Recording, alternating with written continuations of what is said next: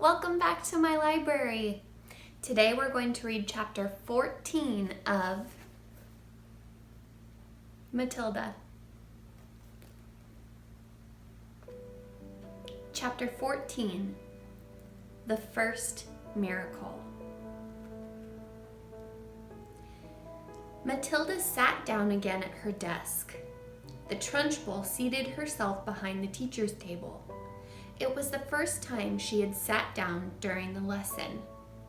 Then she reached out a hand and took hold of her water jug.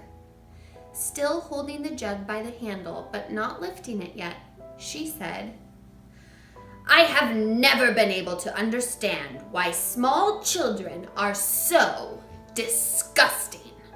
They are the bane of my life. They are like insects. They should be got rid of as early as possible. We get rid of flies with fly spray and by hanging up fly paper. I have often thought of inventing a spray for getting rid of small children. How splendid it would be to walk into this classroom with a gigantic spray gun in my hands and start pumping it. Or better still, some huge strips of sticky paper.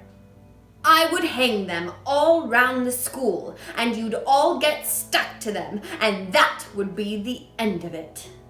Wouldn't that be a good idea, Miss Honey?"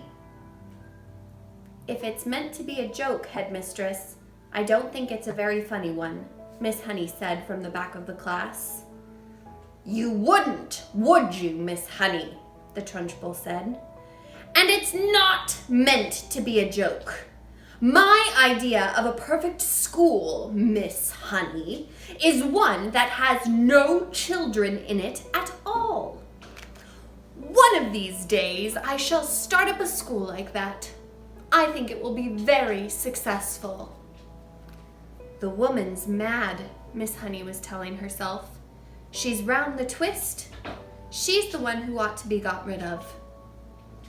The Trunchbull now lifted the large blue porcelain water jug and poured some water into her glass. And suddenly, with the water out, came the long, slimy newt straight into the glass. Plop! The Trunchbull let out a yell and leapt off her chair as though a firecracker had gone off underneath her. And now the children also saw the long, thin, slimy, yellow-bellied, lizard-like creature twisting and turning in the glass. And they squirmed and jumped about as well, shouting, "What is it? Oh, it's disgusting! It's a snake! It's a baby crocodile! It's an alligator!" "Look out, Miss Trunchbull!" cried Lavender. "I'll bet it bites!" The Trunchbull, this mighty female giant, stood there in her green breeches, quivering like a blancmange. She was especially furious that someone had succeeded in making her jump and yell like that, because she prided herself on her toughness. She stared at the creature, twisting and wriggling in the glass. Curiously enough, she had never seen a newt before. Natural history was not her strong point. She hadn't the faintest idea what this thing was.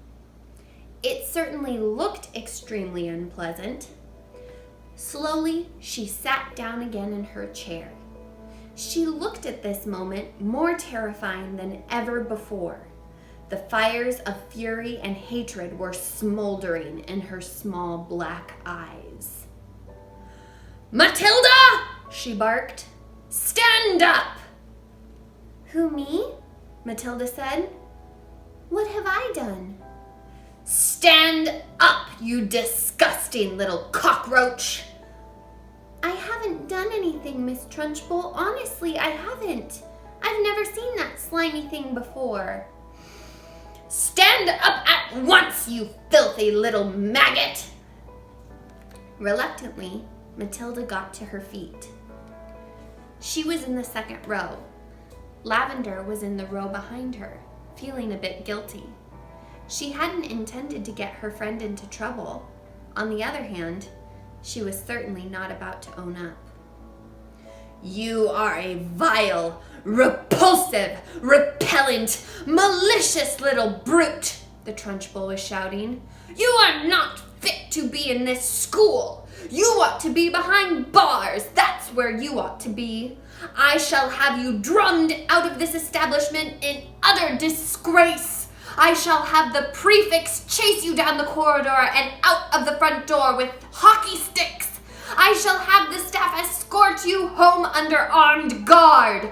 And then I shall make absolutely sure you are sent to a reformatory for delinquent girls for the minimum of 40 years. The Trunchbull was in such a rage that her face had taken on a boiled color, and little flecks of froth were gathering at the corners of her mouth. But she was not the only one who was losing her cool. Matilda was also beginning to see red. She didn't in the least mind being accused of having done something she had actually done. She could see the justice of that. It was, however, a totally new experience for her to be accused of a crime that she definitely had not committed. She had had absolutely nothing to do with that beastly creature in the glass. By golly, she thought, that rotten Trunchbull isn't going to pin this on me. I did not do it, Matilda screamed. Oh, yes, you did, the Trunchbull roared back. Nobody else could have thought up a trick like that. Your father was right to warn me about you. The woman seemed to have lost control of herself completely. She was ranting like a maniac. You are finished in this school, young lady, she shouted. You are finished everywhere. I shall personally see to it that you are put away in a place where not even the crows can land their droppings on you. You will probably never see the light of day again. I'm telling you I did not do it, Matilda screamed. I've never seen a creature like that in my life. You have put a crocodile in my drinking water, the Trunchbull yelled back. There is no worse crime in the world against a headmistress. Now sit down and don't say another word. Go on, sit down at once. But I'm telling you, Matilda shouted, refusing to sit down. And I'm telling you to shut up, the Trunchbull roared. If you don't shut up at once and sit down, I shall remove my belt and let you have it with the end that has the buckle. Slowly, Matilda sat down. Oh, the rottenness of it all. The unfairness. How dare they expel her for something she hadn't done? Matilda felt herself getting angrier and angrier and angrier. So unbearably angry that something was bound to explode inside her very soon. The newt was still squirming in the tall glass of water. It looked horribly uncomfortable. The glass was not big enough for it. Matilda glared at the Trunchbull. How she hated her. She glared at the glass with the newt in it. She longed to march up and grab the glass and tip the contents, newt and all, over the Trunchbull's head. She trembled to think what the Trunchbull would do to her if she did that. The Trunchbull was sitting behind the teacher's table, staring with a mixture of horror and fascination at the newt wriggling in the glass. Matilda's eyes were also riveted on the glass. And now, quite slowly, there began to creep over Matilda a most extraordinary and peculiar feeling. The feeling was mostly in the eyes. A kind of electricity seemed to be gathering inside them. A sense of power was brewing in those eyes of hers. A feeling of great strength was settling itself deep inside her eyes. But there was also another feeling which was something else altogether, and which she could not understand. It was like flashes of lightning. Little waves of lightning seemed to be flashing out of her eyes. Her eyeballs were beginning to get hot, as though vast energy was building up somewhere inside them. It was an amazing sensation. She kept her eyes steady on the glass, and now the power was concentrating itself in one small part of each eye and growing stronger and stronger, and it felt as though millions of tiny little invisible arms with hands on them were shooting out of her eyes towards the glass she was staring at. "Tip it," Matilda whispered. "Tip it over." She saw the glass wobble. It actually tilted backwards a fraction of an inch, then righted itself again. She kept pushing at it with all those millions of invisible little arms and hands that were reaching out from her eyes, feeling the power that was flashing straight from the two little black dots in the very center of her eyeballs. "Tip it," she whispered again. "Tip it over." Once more, the glass wobbled. She pushed harder still, willing her eyes to shoot out more power. And then, very, very slowly, so slowly she could hardly see it happening, the glass began to lean backwards, farther and farther and farther backwards, until it was balancing on just one edge of its base. And there it teetered for a few seconds before finally toppling over and falling with a sharp tinkle on the desktop. The water in it and the squirming newt splashed all over Miss Trunchbull's enormous bosom. The headmistress let out a yell that must have rattled every window pane in the building, and for the second time in less than 5 minutes, she shot out of her chair like a rocket. The newt clutched desperately at the cotton smock where it covered the great chest, and there it clung with its little claw-like feet. The Trunchbull looked down and saw it, and she bellowed even louder, and with a swipe of her hand, she sent the creature flying across the classroom. It landed on the floor beside Lavender's desk, and very quickly she ducked down and picked it up and put it into her pencil box for another time. A newt, she decided, was a useful thing to have around. The Trunchbull, her face more like a boiled ham than ever, was standing before the class, quivering with fury.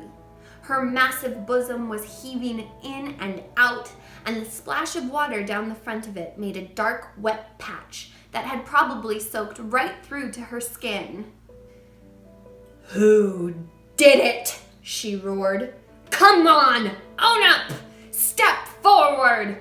You won't escape this time! Who is responsible for this dirty job? Who pushed over this glass?" Nobody answered. The whole room remained silent as a tomb. "Matilda!" she roared. "It was you! I know it was you!" Matilda, in the second row, sat very still and said nothing. A strange feeling of serenity and confidence was sweeping over her, and all of a sudden, she found that she was frightened by nobody in the world. With the power of her eyes alone, she had compelled a glass of water to tip and spill its contents over the horrible headmistress, and anybody who could do that could do anything. "Speak up, you clotted carbuncle!" roared the Trunchbull. "Admit that you did it!"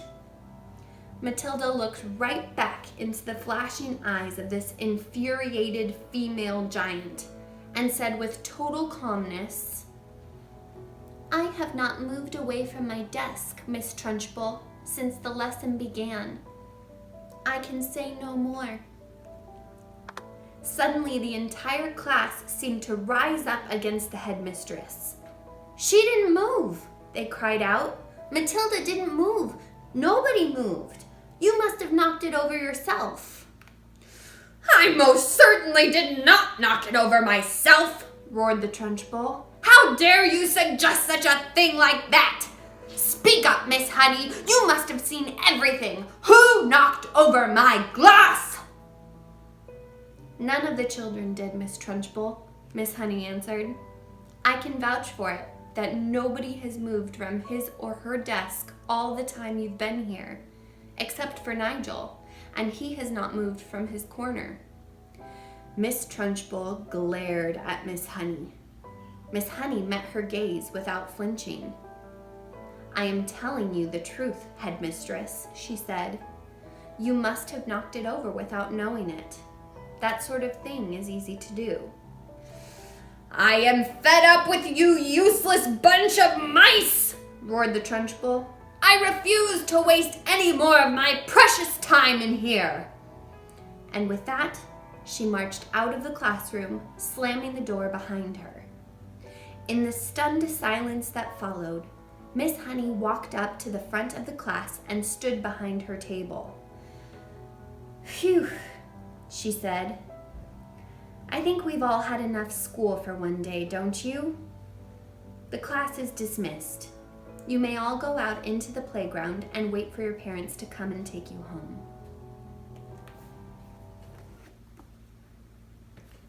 And that's the end of chapter 14. Matilda felt very powerful in this chapter. When is the time you felt powerful? Let me know in the comments below. And make sure you like and subscribe so you're here for chapter 15. See you soon.